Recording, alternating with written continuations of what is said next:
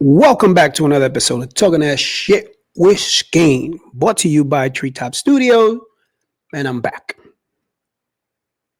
Let's go. On a dreary, rainy Thursday. Like yesterday was like what, almost actually, it was like 80 degrees, and today's like 40 something. So the sniffles continue. There's a lot of people out there going to catch sniffles too, because they was out here in shorts and a little t-shirt, thinking it was summertime. Like, be easy, fam. Be easy. Summer's coming in full force, but people can't wait. People, and I get it. I get it because it was it like I said, it was tough winter. So finally, people getting out, coming out the shell. But yesterday was crazy, almost 80. It was 80 degrees, and people's out and about, little shorts and shit, little tank tops, looking for the flu. You know what I mean? But nah, your boy is back. Shout out to everybody for real, for being so supportive. Now we're up to 54 countries that listen to your boy, so I appreciate that. Hopefully, they're not like, "Who is this idiot?" Yeah. So it's been good so far.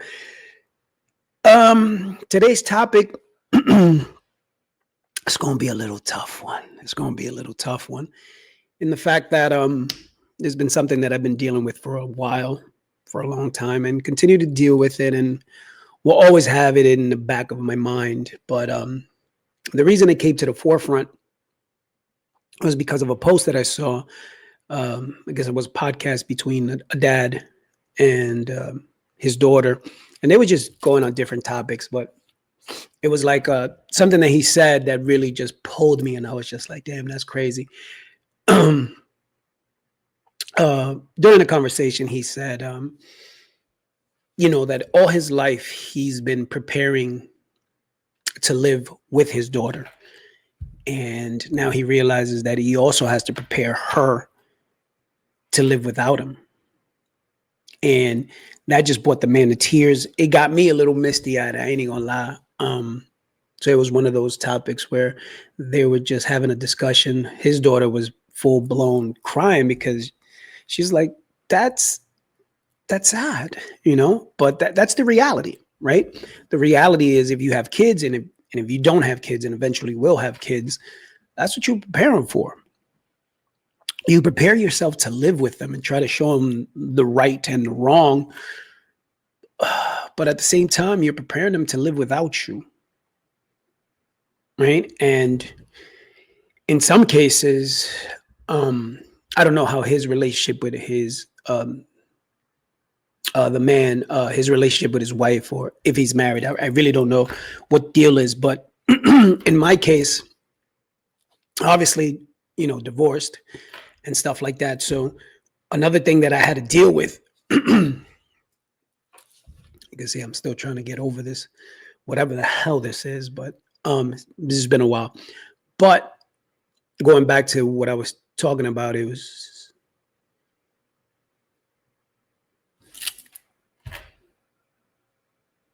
the topic that also kind of is always in me and thinking about it is, and a lot of men go through this, and it's their silent suffering that they have inside of them, is, you prepare for that empty nest, right? You prepare for years to come, your kids, how many you have, you prepare for that one day the last one walks out the door. And now you have an empty nest, right? And it's probably you and your spouse. And now you prepare to share the rest of your life without the kids, because they're grown and they're moving on. But in my case, being a divorcee, that emptiness came from one day to another. It was like, I still remembered the last day we kind of slept all together in the house. And then the next day, I'm driving them to North Carolina, and the rest is history, right? And all of a sudden you come back, I come back to Jersey, and now I'm laying down and it's just me by myself. And then you're realizing, like, it's an empty nest. And that's when the emotions start and everything, right? And it's something that you'll never get back, right? You can't get that time back. You can't get that time that you wish you had, that, hopefully some of you are not taking for granted, right? You enjoy that time, right? And I think in my last episode, I spoke about time, right? Um, but don't take that for granted. Don't take the toys being all over the house and the house looking a mess. Don't take that, man. I think about those moments constantly. The pitter patter of running upstairs, um, walking into a mess full of toys, and you're like, "Come on, pick up your toys, put them in your bin, blah blah blah," so on and so forth. All those days are numbered. All those days are numbered, no matter what, right? No matter what your relationship status is, the days of them being babies, toddlers, preteens, teens, and they're gone, right? And sometimes, you walk into your, I got daughters, so you walk into your daughter's room and, it's a mess. Like, there's cups, there's, bottles, there's, I don't know what lives under the bed or whatever.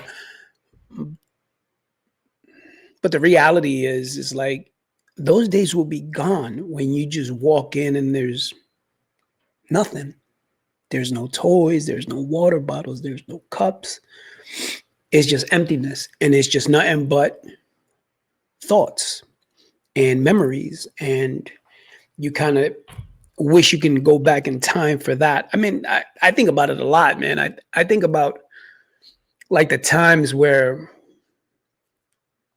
you heard, it's silly, but you heard them arguing upstairs, "Stop, give me, no." And then you would yell, "Stop it, be quiet," or whatever, or "What's going on?"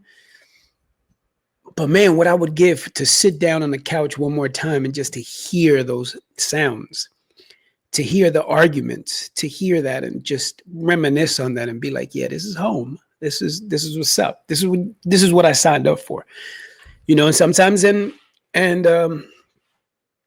men go through it a lot. Men go through it a lot in the fact that, like I said, it was just from one day to another, and you're in an empty nest and you're like, what the fuck? You know what I mean? And it's something that, I don't know if you ever recover from it. Is there something that you want to recover from? I don't know. But it's something that, yeah, plays in your head, plays in your heart. The strings get pulled. Like now I think about it, and it's just, I embrace those moments with my daughters. I don't take anything for granted. Like when I'm with them, and either I go there or they come here, or we go on, little vacations or whatever the case is. I enjoy that time. I reflect on that time. Obviously, I get bombarded on a daily basis with their pictures of when they were little via your phone, or via, like, if you have any Alexa products and stuff like that, video cameras and stuff like that, that remind you, Facebook, Instagram posts, remember this, compare this to that 13 years ago today. So I get bombarded with that stuff. And and no time do I get like sad, right? It just feels like a lifetime ago, which is crazy. But I look at those pictures, I reminisce. Even my ex-wife sends me like, "Oh, remember this picture," and whatever. And I'm like, "Oh my God," because there's a whole bunch of pictures that she's taken that live on her phone, on her memories and stuff like that, that I've never seen, right? So I think today's Thursday. So Tuesday, she sent me a picture of them, and I was trying to figure out, where were they? Like, and then I kind of figured, oh, that was their room. You know what I'm saying? So it was just like, it was just an amazing picture, right? And it was them dressed in some type of costume that they would do on a regular basis in the house and stuff. But it's just cool moments like that don't make me sad, but they just be like, damn, my little girls, you know what I mean? Or it can be a picture of even my dog. Like my middle one sent me a picture of the dog just sitting in their backyard, embracing the North Carolina sun and just chilling. Because man, that dog loves the sun, loves sunbathing. So she would be out there as well. So all those pictures, even when my puppy was our puppy, you know what I mean? I would get pictures of that and reminisce on it. But yeah, man, it's such a sad moment. Like it's something that I don't know. Like I said, I don't know if you ever recover from it. Just being what is it? An instant empty nester, right? Because you don't get those moments now. You just appreciate the moments that you're with when you're kids, right? When you are with your kids. There you go. But yeah, man, it was just it's tough. It's tough. It really is, because there's sometimes I just want to open a door, and see my daughter laying in her bed playing or whatever. Or you remember when the kids used to do slime, and it'd be I swear to God, I would walk in the house and there was slime everywhere, like kitchen table, kitchen counter, bathroom upstairs, bathroom downstairs. Yeah, I would go out into the backyard and I would find slime on the steps, and it was just slime everywhere. All these kids were doing slime. And I remember, like me and my ex-wife would get upset, like, why is this slime all over the place, right? And that's, once again, we would get upset because we got to clean it, blah, blah, blah. Don't make no more slime, blah, blah, blah. But now it's just like I think of those times. I'm like, yeah, I stepped on it a couple of times in the middle of the night or whatever. You'll go into the bathroom in the morning, you would step on slime and you're like, ugh. But now it's just like I would die to step on slime now, right? But to be honest, it's just there's moments that are truly hard. There's moments where when you look at a picture and it was 6 years ago and they look so different compared to now, and you're like, fuck. Because in those 6 years, you missed something, right? You missed a moment. Those rite of passages like graduations and stuff, thank God. And I'm super blessed to not have missed those, right?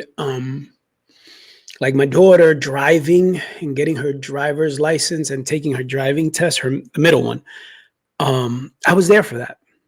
Like I remember driving her in North Carolina, driving her to the site where she had to take it. So it was just one of those proud moments where I'd be like, whoa, 2 of them drive now. Now the third one is taking lessons and stuff like that. So she's getting ready to eventually start driving, and get a license and do her driving test and all that. But I've been blessed not to miss rites of passage moments, and I'm super blessed and super honored for that. But just everyday stuff that you miss, just like the everyday shenanigans and stuff like that, that you kind of miss and you'll never get back. Gente, los quiero con cojones, los amo. Gracias por estar aquí, de verdad. Para mí es bien importante que estén aquí. Cada uno de ustedes significa mucho para mí. Así que vamos para la foto. Vamos para la foto. Vengan para acá, métase todo el mundo, todo el corillo, vamos. Zumba. Regretfulness, yeah, there has to be some type of sort of regretting the time that you're not going to get back. You know what I mean? Yeah, that sucks. That sucks big time, because you can't get that back no matter what, right? You can create more memories, obviously, as they get older. Like there was one time, I don't know if I said it before, but we were, me and my middle one were in Ecuador, and I told her to meet me for dinner at the hotel restaurant. And so the waiter came, would you like something to drink? And, I said, let me get a ginger ale. Where in Ecuador, trying to get a ginger ale, shit. That shit is hard, bro. They don't, ginger ale is not in their, it exists, but damn, you got to search for that shit. But that being said, that's another story. But yeah, so I got something to drink, just regular, whatever it was. And then my daughter ordered a a wine. So obviously, as she's ordering the wine, you know, as a dad, you kind of have those flashbacks of like, but you were just the baby, you know, and now here you are ordering wine and stuff like that, and I'm just like, man, that's crazy. But it was a proud moment as well, right? Obviously, she has her own taste, her own palate. Like I'm not a wine drink. I don't drink beer. I don't drink wine. I love rum. That's for sure. Rum. I don't really drink like that, but when I do, it's rum is the choice, the beverage of choice. But yeah, just to watch her order an alcoholic beverage, like, damn, what happened? You were just my baby. But you try to do the best you can to raise him, prepare him. Just like I started this podcast, I was just thinking of the words that he said. You prepare him to live without you. You prepare yourself to live with them.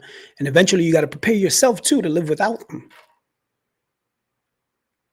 But in those moments, I kind of think, damn, you know, my girls have a great support system. Great support system from my mom, my cousin, my sister. They have a great they have a great support system. Period. You know what I mean? But at the same time, you're thinking in your head, man, did I do it right? Am I doing it right? Now that I'm, this distance away from them, am I still doing it right? Obviously, as they get older, the phone calls they become distant.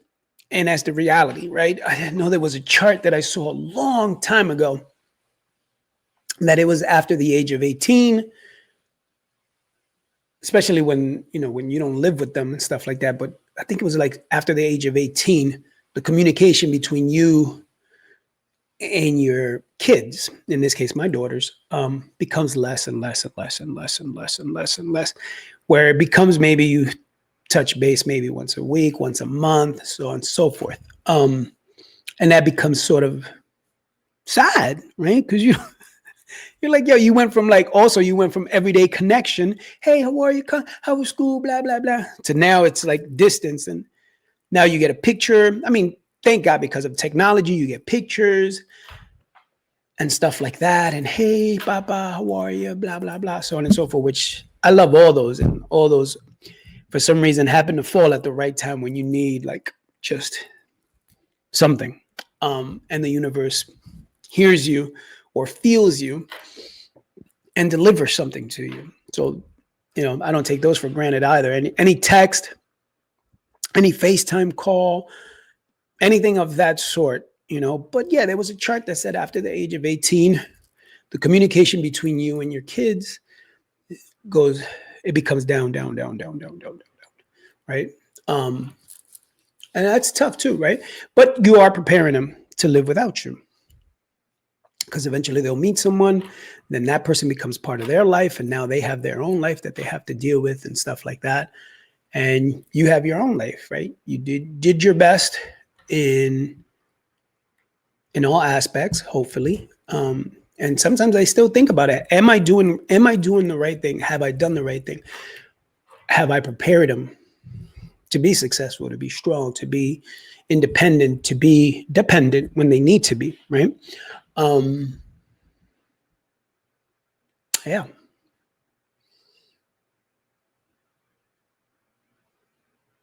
Still think about it on a daily basis for the most part, because like I said, man, you get bombarded with the pictures and the memories. But yeah, it was just something that I was like, damn, man, absolutely true. Like you prepare them for them to live without you, but nobody prepares you as a man to go from a full nest to an empty nest in one day.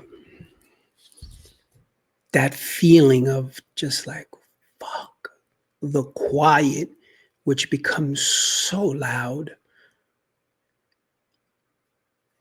you know,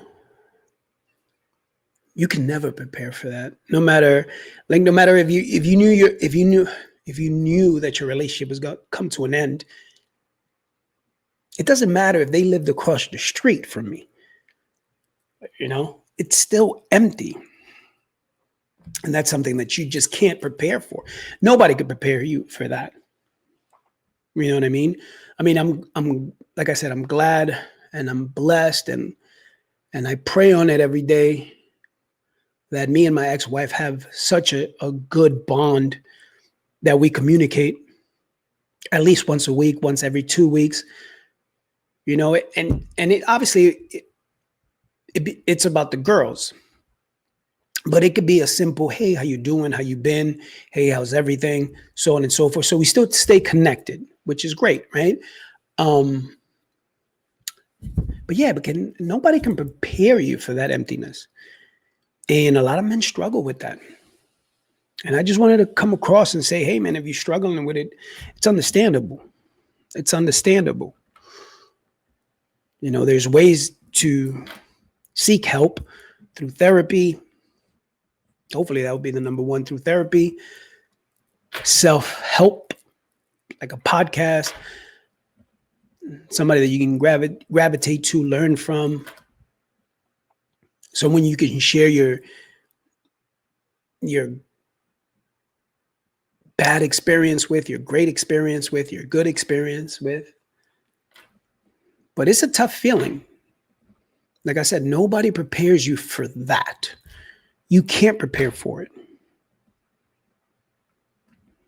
Yeah.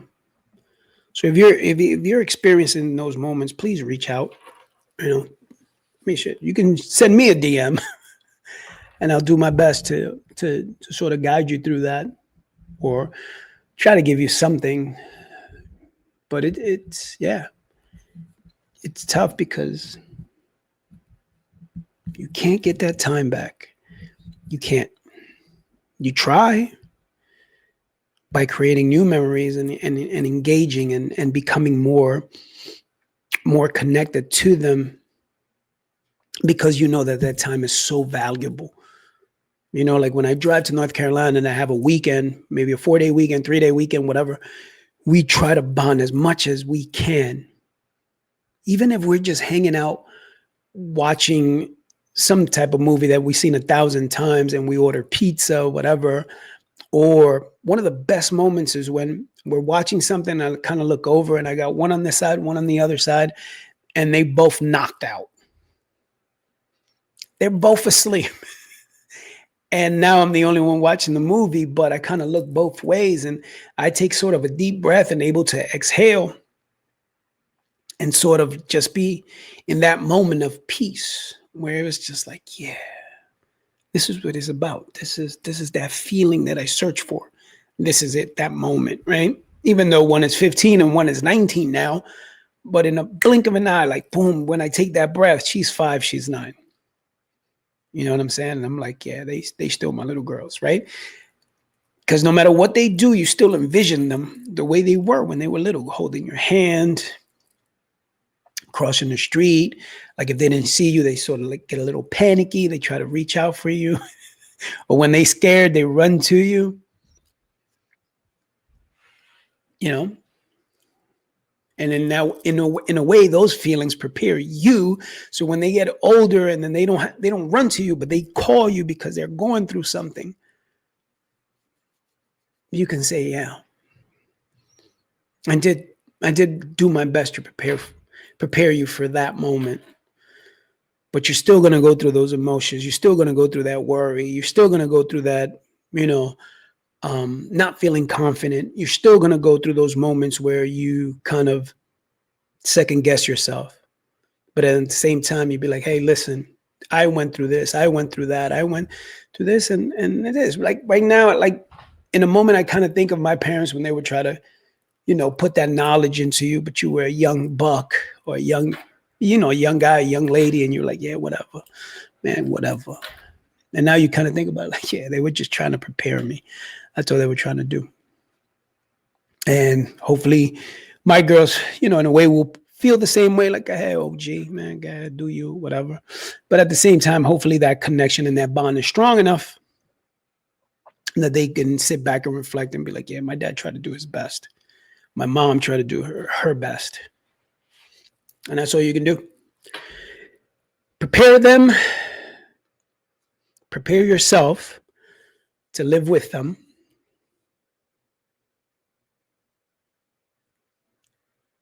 And prepare them to live without you. Yeah, it's a tough one. Today was one of those pulling the string moments. And I just wanted to share that.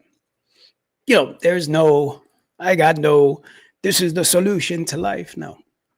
But sometimes it just feels good in my heart to talk about it. Because if I talk about it, hopefully it gives a guy that's listening to me some perspective on it. Also, if it's the woman that's listening to me, hopefully she can be a little bit lenient and a little bit more caring for knowing that he doesn't have that time like you do with them.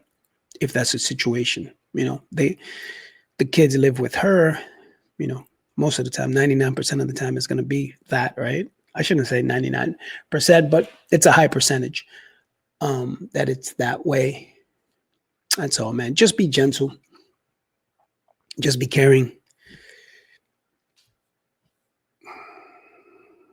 Yeah. And on that note, thank you for your time. Please share this episode with someone. Just sometimes just show support by just if you see a clip or something like that on your feed, just share it. If you see me post something, just share it. You know what I mean? Hopefully my experience helps somebody out there going through a tough time. Hopefully my jokes and stuff bring a smile to your face. Because it does to me. It really does to me. Like when you guys share something, when you guys reach out to me, it's just something that I never take for granted. So I appreciate you guys, your support. 54 countries strong, listening to this guy. Who knew? My therapist knew. Shout out to her always. And yeah, so enjoy your day. Yeah. And keep growing, keep learning, keep teaching, keep inspiring. And I'll talk to you next time. Take care, guys. Your boy Skiing. Peace.